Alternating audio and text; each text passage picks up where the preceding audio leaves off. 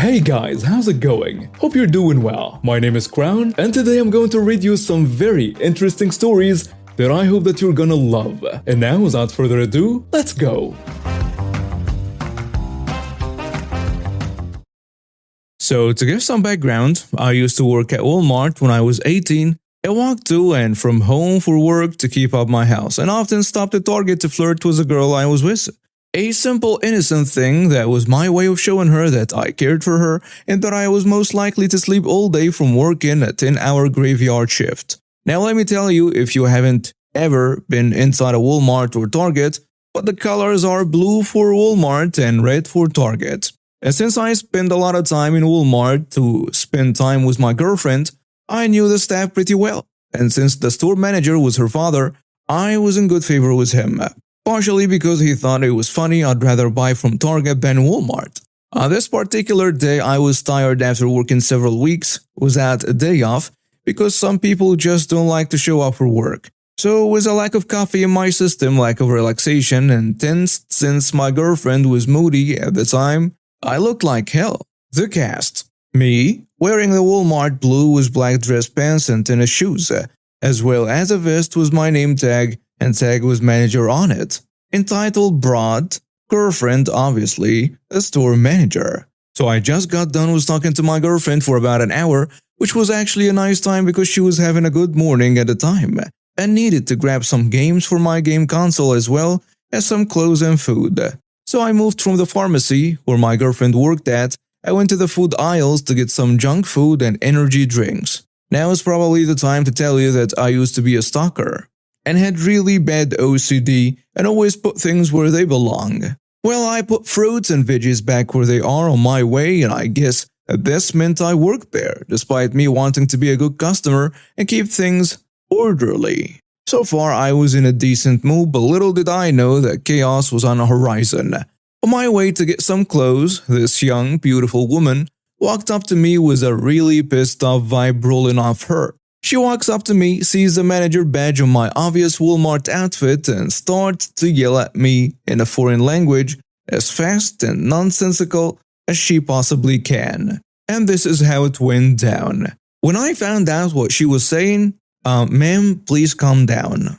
Karen, taking a few deep breaths but keeping her death glare on me. You dumb witch! You've been ignoring me and think it's okay to tell me what to do? Now tell me where the electronics aisle is and help me find a game for my fiancé. She had said, emphasizing on fiancé heavily, as if I'm attracted to her. While she's very beautiful, she didn't hold a candle to the woman I was with at the time, and looking back at it, she still didn't. Me looking around at the large signs that tell people what section they are in and shrugging, I was in a good mood and did not want to have to deal with an idiot. Yeah, it's over there. I have things to pick up before I go home, so you should find an actual employee. I say, trying to be as polite as possible, not wanting to have her go off more since I have already dealt with several that same night. You do work here. I can see your name tag and position. Is this really how management treats paying customers? She had way more color language, and I don't feel like repeating every cuss word that came from her lips as they were things that I would never say to any decent human being. I tell her, I work at Walmart, not Target. Do you know what store this is? I asked, knowing that I fricked up as the words just slid from my mind to my mouth without a filter. It probably didn't help that I kept my smiling manager face on the whole time as I spoke. No, you work here at Target. You're wearing their uniform, so don't talk down to me. I'm going to report you and have your job just so I can drop it like the garbage is, she said, practically yelling and screaming obscenities at me. Now, at this point, my morning is ruined, and I just wanted to get home, so I turn around to leave, which is apparently forbidden by whatever god this lady believes in, because she grabbed my arm and pulled me back so hard that I stumbled back. Either she was super strong or I'm just so tired I'm physically weak. She keeps yelling and screaming at me, calling for the store manager for a good half an hour before he shows up, but not before she hits me several times and my whole body just looks dead as I take the hits, trying to think about what my girlfriend would feel if I slit her throat. Fortunately, my girlfriend had a tight rein on my anger at the time, and I knew that if I were to lay a hand on this Karen, that it would be me in a coffin, not this witch. The store manager shows up and asks, "Is there a..." She cuts him off. "This lazy employee is talking back to me and not helping a paying customer. I make more in a day than he makes in a month. And his entitled behavior is going to go into the public if he isn't fired right away and banned from the store." She yelled at the top of her lungs, screaming much more profanity than any website is allowed to have, pointing at me and jabbing the store manager's shirt hard enough to knock him back. At this time, the sheriff, who was off duty and getting food for his own business, walks up and starts talking, while he waits for some cops to get to the target and to the drama. I guess he didn't want to have to work on his day off, which was fine. It's the thought of him being there that was nice. By this time, I am zoning out, so there are some gaps in my memory, but it went down like this. The store manager, who knows me personally, and my girlfriend get into it with the irate idiot. The cops had her restrained, and I tell you this now, the look on my girlfriend's face could make rivers run cold, and she was way more hardcore than the store manager was. And that's when she started yelling, saying that I touched her inappropriately and tried raping her. Me half dead and restraining myself because honestly I feared for my life, not because the entitled broad was there, but because my girlfriend was the scariest person I knew, and she was right there listening to this girl go off, and when the police went to ask me about what happened, she was listening intently, not wanting to believe the woman because we have been friends since first grade, which is a messed up story for another time and place. I simply end up telling them to look at the cameras, but that I needed to sleep because I worked later that day to help train newbies out the stalking zone. Unfortunately, I was declined my sleep, and they took me back to a waiting area as they looked over the tapes and had the entitled broad escorted off the property. I'm in handcuffs and completely asleep. I remember waking up when they took off the cuffs and they let me go. Well, I guess some stories do have happy endings because my girlfriend was let off early to drive me to her place to sleep, and I was given everything I had in my cart for free. As for the entitled broad, she was dragged off and put into jail for God knows how long, and her fiancé was one of the new guys I had to train. He was actually a decent person who liked the same things I did. How did he end up with a witch like her? When he found out it was me that she had harassed and hit, he offered to buy me a soda and a pack of smokes, which I only took up the offer for smokes, and that struck up a great friendship that has to this day, after I ended up moving across the country and he and my girlfriend at the time got together and are now married. Happy endings all around. Buckle up. This one's long. I was visiting a friend who owns and operates a trailer park. Basically, his house is the main office. A couple had just moved into a lot with their mobile home. The dude seemed fine, and him and his girlfriend had just had their first kid. Well, at 3 a.m., just a few hours after I arrived, the boyfriend showed up at my friend's house, the main office. Apparently, he had a DNA test done and he found out the kid wasn't his. So while the girlfriend was still in the hospital, he started freaking around on her to get back at her. Well, earlier that day, she got released from the hospital and he refused to go pick her up. So she walked from the hospital to the trailer park, easily 20 miles. And found him with this girl. She went ape crap. She started trashing their tiny mobile home while he and his mistress quickly got their clothes on, and the boyfriend opted to drive the mistress back to her place. When he got back, his soon-to-be ex-girlfriend locked him out of their mobile home. So at 3 a.m. he showed up at the front office to call the police. My buddy woke me up, filled me in on a situation, and I went out to his living room to keep the dude company. I explained that if this kid isn't his and he signed a birth certificate, he has 60 days to remove himself from the birth certificate. Otherwise, he'll be on a hook for child support. I also explained that while calling the cops is a good idea, they likely won't be able to remove her from the mobile home since she had established residency. Well, the cops showed up, knocked on the door, and she answered. And the cops just did a welfare check on a kid. They left and he was allowed back into the mobile home by his soon-to-be ex. It would have been nice if that were the end. Nope, not even close.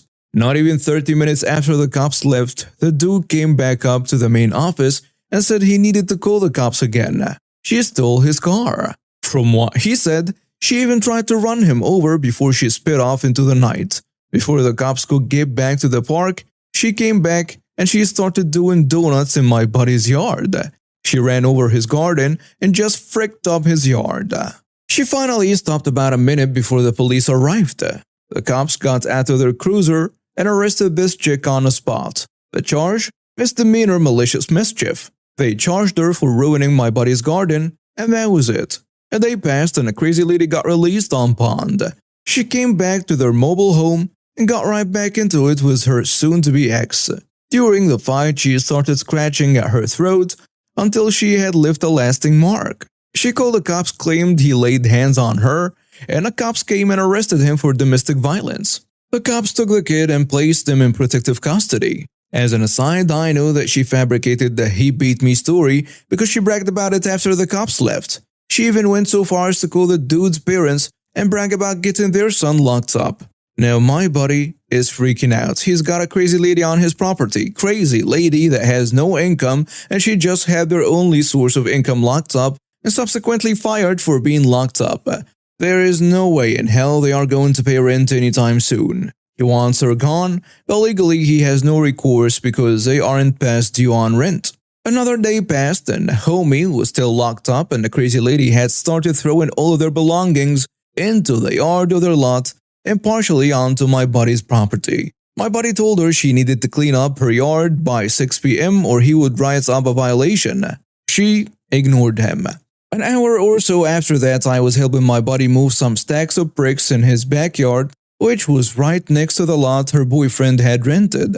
And the entire time she was just talking to herself. She wasn't talking to herself in a normal way, no, she was yelling random crap like, "Minimum wage and they fired me, $10 an hour and they fired me, $35K a year and they fired me, motherfuckers." Or something like, "I just want to enjoy my life in peace, but they won't freaking let me. I'll kill them."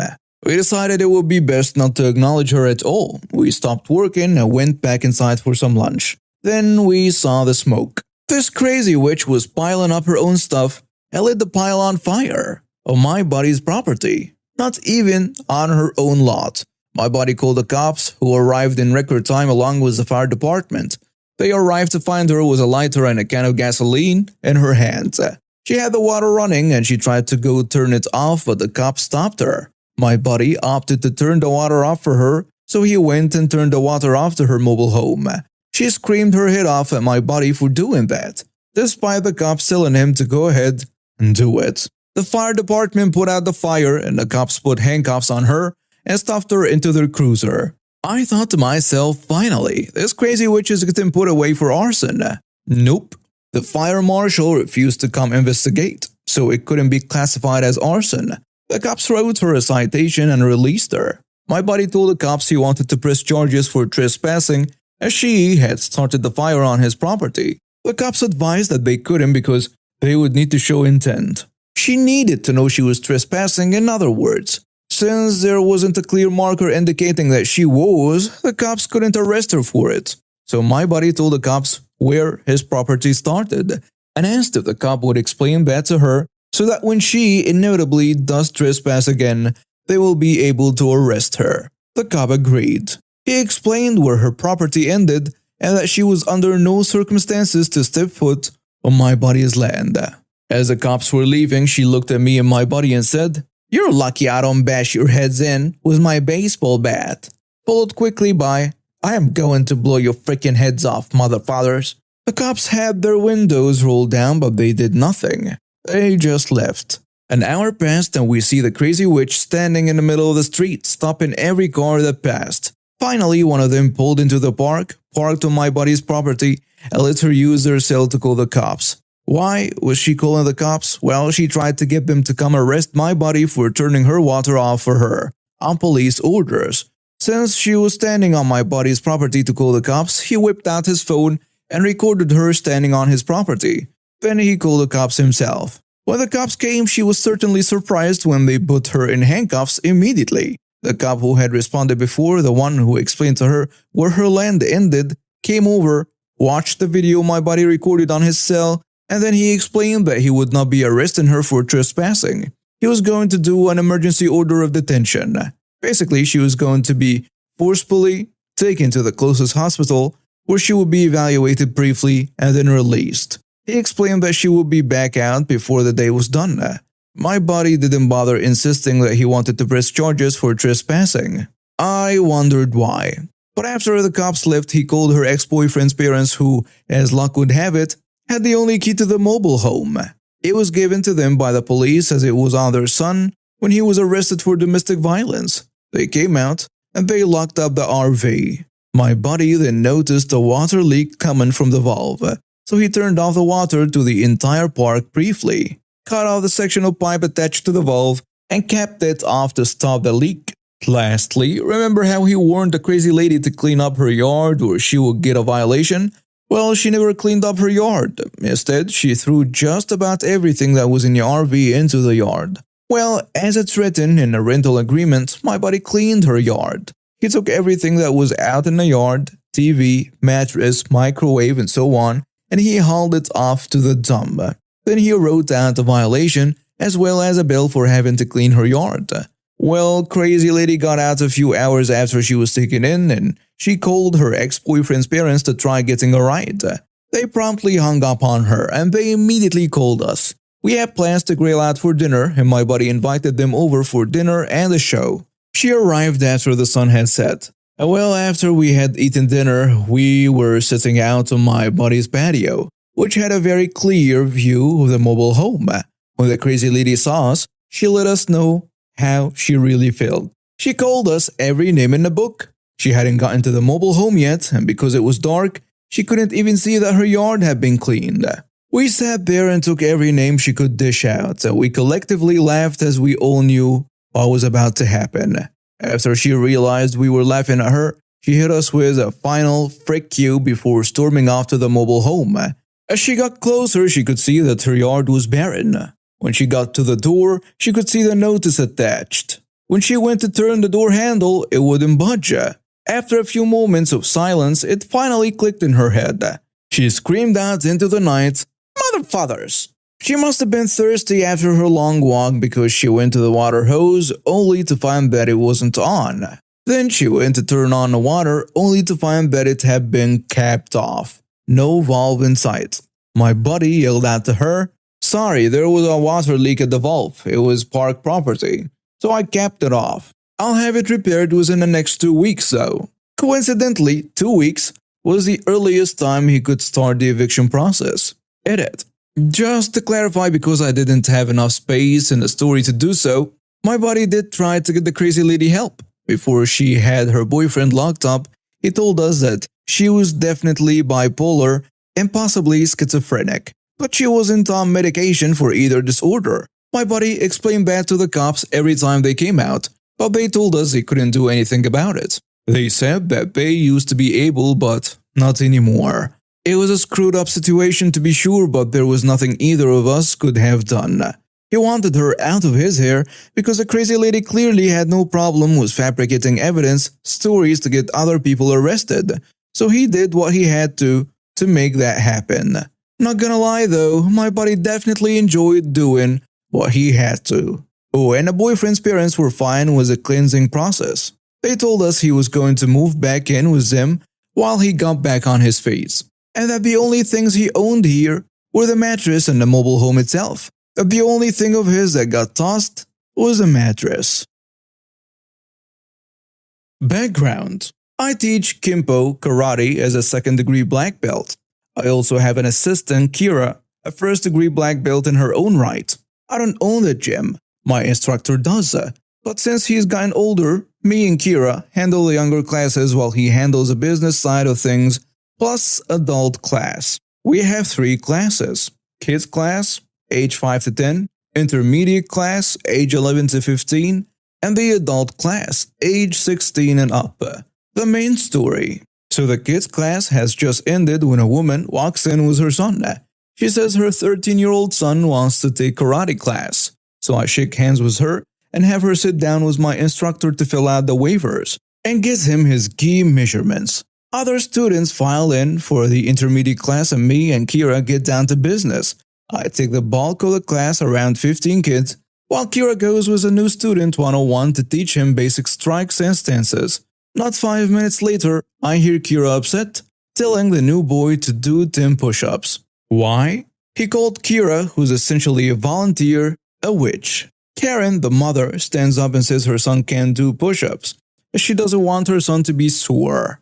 Kira lets him do the push-ups on his knees, but not 5 minutes later she makes him do 20 more, since he's now called her a slut. For reference, Kira is in her early 20s, and the boy is 13. Not to mention there is other parents and kids here as well. It is wholly inappropriate. So I walk over and ask Kira to switch with me. As she does, she gives me the bug eyes and mouth. What the hell? So I walk over and ask the boy why he insulted my assistant Kira. He said he doesn't like girls. When I asked him what he meant, he said he only listens to his dad or other boys. He won't listen to me at all. He needs some discipline. The mother confirms to me, chuckling, as if raising a monster is something to laugh about. When do I get a black belt like you have? The boy asks me. Mind you, he's been punching the air the entire time. This boy is aggressively hyper. Well, it takes quite a while. I've been training since I was 5 and earned my black belt at 21.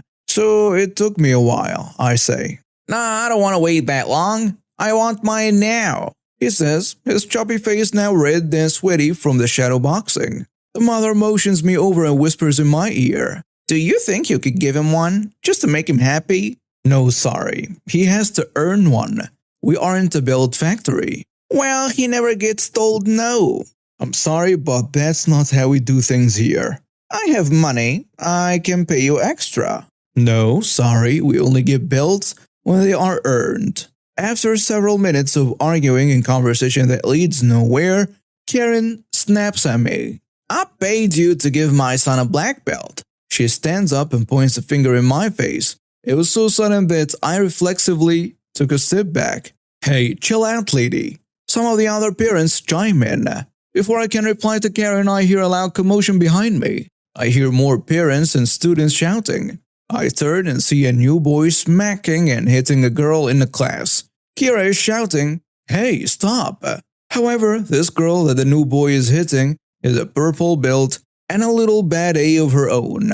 She loads a front kick and hits the brat boy's center mass, right in his flabby stomach. He shouts and doubles over, crying tears of pain. I was so freaking proud of her. Hey, that little jerk hurt my son! Karen runs past me onto the mat and gets in the face of the 14-year-old girl her son just attacked. This girl is already scared and starts to cry, but Karen ups the ante and shoves this girl in the chest with her hand. Kira gets between them and is red-faced, enraged.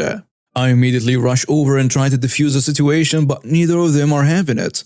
Parents stand up and start shouting, "Keep your hands off my daughter." The girl's father, who was with the other parents, yells at Karen. He starts approaching aggressively but backs off when he realizes me and Kira, both black belts, are by her. Now you should know something about Kira. She's under 5 foot, less than 110 pounds soaking wet, but she can still kick my butt up and down the mat on any given day. She's fast, accurate, and insanely flexible. She can control her body and perform techniques that I just simply can't. So Kira and Karen get into a shouting match with each other. I tell Karen to leave with her kid and don't come back. Don't you ever lay a hand on any of my students. Do you understand that? I raised my voice and was genuinely pissed off. Screw you! My son needs a black belt and you won't give him one. She screams at me. Your son is crazy. He attacked our students. Kira interjects, but this sets Karen off as she reaches and tries to witch slap Kira in the face. Ha ha ha. Big, fat mistake. Haven't had enough, Kira parries a smack and fires an absolutely vicious leg kick right into the meat of Karen's inner thigh with nothing held back. The slap sound of Kira's shin bone decimating Karen's thigh echoed off the ceiling like a slab of meat getting thrown on the floor. It was glorious. Karen gasped as she fell onto the mat in a heap. Oh my god! She held her leg as a brat boy got up and rushed at Kira. I got in front of her and grabbed the boy's wildly swinging arms. He hit me a few times, but I refused to hit children whatsoever. I let him tire himself out. One of the parents called the police. After interviewing everyone involved, they determined that Kira and myself acted in self-defense. Neither of us wanted to pursue assault charges against Karen, but the parents of the girl Karen shoved rightly felt differently about it. So Karen was hauled away in handcuffs. Karen said she'd sue me and Kira in civil court, but since we have legal waivers, Kira's hoping nothing comes of that. As for the boy, I honestly feel bad. His childhood has been robbed by piss-poor parents, and I wish we could have had more time to straighten him out. I have a particular dislike for his views of women and feel like I really could have helped turn him around. Maybe, maybe not. Hey all! Came across this subreddit on YouTube and thought I'd post about my out-of-work here lady incident from a few months ago. Now mind you, in no way do I dress like I work anywhere when I'm off the clock. I am typically in jeans or shorts, and one of my graphic tees. Sci-fi or pagan-related, nerdy witch but nothing offensive. And boots. Now, I'm also clumsy and can trip over a flat surface. This comes up in the story. Also, sorry for the lens. So my husband and I went to a local Asian market in our city a few months ago. We wanted to stock up for the second lockdown we figured was coming from the upcoming flu season, and COVID cases have been going up in the area again. We typically enjoy a more East Asian diet than your typical American, not weebos or anything, just found it a healthier diet, more flavorful, and I might love rice way too much. Anyway, this market is a seafood market, a large one and smells like it. Again, this comes up. And they have a lot of stuff you'd not typically find in a smaller international store. We are used to being the only white folks there a majority of the time. But the staff is amazing and super friendly. So Happy and I walk into the market, grab a cart that we head off to get our supply of rice, noodles, real instant ramen, not that plastic stuff marketed in American grocery stores, and juices. Happy was looking over the various rice bag, deciding how big we wanted to go for the stocking up, and I told him I'd go to the ramen section and start looking over what they have this month. Stock doesn't stay the same necessarily, and you can find real good ramen sometimes. Anyway, looking over the selection, I grab a ramen that's in a ball. Great idea if you want less cleanup after a 10-hour shift or doing tech support, and I knock about half a dozen other packages down. Like I said, clumsy. I kneel down to collect the various items on the floor to put back and stand up to ensure the next person doesn't repeat what I did. And then she shows up. Karen. Hair, clothes, shoes, purse, jewelry, sunglasses, and overly offensive perfume.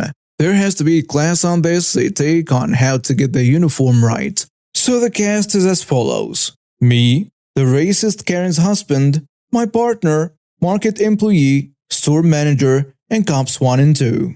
As she walks up to me, I'd seen her out of the corner of my eye. She grabs me by the arm with her plastic claws and tries to spin me. But being a larger guy, I don't move easy. Excuse me, but I need help and you're the only American I see working here. Me, removing my arm from her grip. Ma'am, I don't work here. I'm just looking over the ramen selection. And I don't know who the hell you are, but don't you put your hands on me if you want to keep them. Mind you, I don't react well to be treated as a punching bag under the best of times. I am so done with people attitude most days, and I have a deep seizing dislike of entitled people. I worked food service and retail for several years, as well as a janitor. Those jobs really show you who people are. Of course you do. I saw you stocking the shelf. And don't you dare threaten me. I'll have your job. Ma'am, I knocked these over and was putting them back like a decent human being. And you touched me first. That's assault. And why do you foul C-word always want someone's job for you being a stupid short-sighted witch? The racist Karen's voice, now shrieking in typical Karen fashion. How dare you? Where is your manager? I'll have you fired. Again, you dumb witch, I don't work here, so you can't have my non-existent job. Now, at this stage, my partner turns into the aisle behind her, and he has that look on his face of, I pity whomever set him off. Now at this stage, my partner turns into the aisle behind her and has that look on their face of, I pity whomever set him off. Hey hun, you alright? Yeah, just dealing with a wild feral Karen. Karen turns to my partner and says, mind your own business. Now another man turns into the aisle next to my partner, and by the look on his face, it's her husband, and he's already slumping his shoulder in defeat. Apparently, this is a regular thing for the poor guy. And I also hear someone coming up behind me. I turn and it's an employee I'm acquainted with. She's wonderfully funny and always has a smile on her face and has a slight accent. Is everything alright? I heard yelling. Yes, you freaking racist slur for Asians. This worker refuses to help me, assaulted me, and threatened my life. Seriously, there has to be a classic Karen you for lying on your feet. Frick you, lady. How dare you use that word? If I wanted to hurt you, you'll be on the freaking floor right now. Her husband still has defeated look. Karen, must you? Again? Why do you have to do this? I say, again? The employee says, ma'am, I'm going to have to ask you to leave. Not until you fire this slur. Now my partner steps in between me and her and uses that firm, soft tone that can make my blood run cold. Now look here, you dumb, entitled inbred mistake. He doesn't work here. Now leave him alone, or he will be the least of your worries. Karen, again who is a Karen U training, slaps my partner. The employee runs off. I'm guessing to get her boss. Partner didn't flinch or anything. Military training.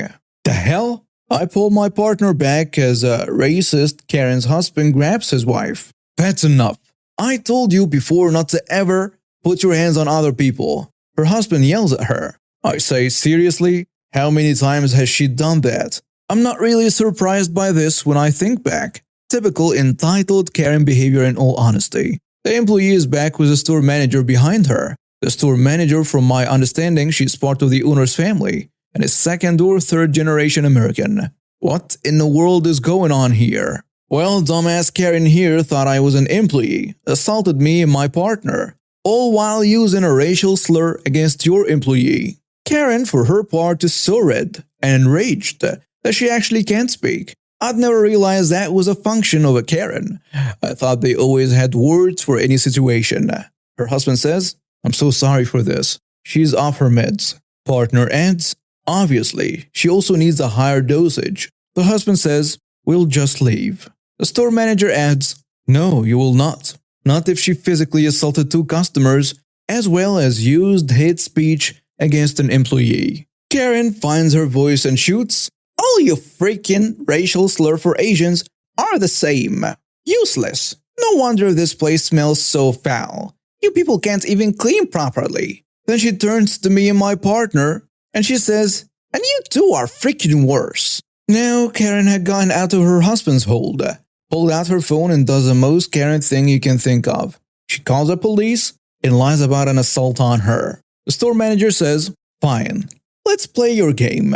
She turns to the employee and says, please go meet the officers at the door and bring them here. The employee leaves and comes back about 5 minutes later with two officers in tow. Not surprising they are fast in responding. There is usually a patrol car and a lot, clocking speeders going down the street.